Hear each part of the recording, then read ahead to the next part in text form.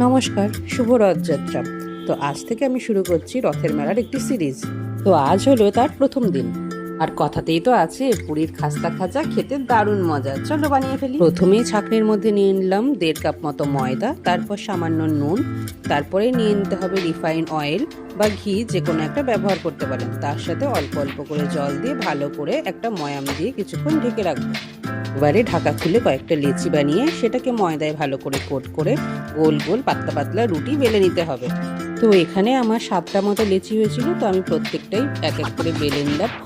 সাদা তেল আর কর্নফ্লাওয়ার কিছুটা মিশিয়ে একটা স্লারি বানিয়ে ব্রাশের সাহায্যে আমি এর ওপরে স্প্রেড করে দেবো। এর ওপর থেকে আবার একটা রুটি দেবো।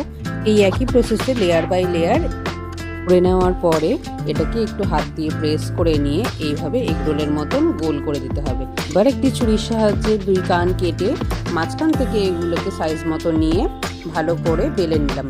এবার কড়াইয়ে ডুবো তেলের মধ্যে সেগুলোকে ছেড়ে দেবো। তবে তেল ছিটকা দিলে দেখবে দুদিকেই সুন্দর কালার হবে আর দুদিকেই ফুলবে।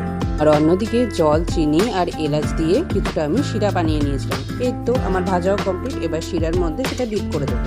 হ্যাঁ, তোমরা কমেন্ট করে যাও তো আমার মতো তোমরাও কে কে খাজা খেতে ভালোবাসো, আর নেক্সট কি বানাবো সেটাও বলে যাও। জয় জগন্নাথ।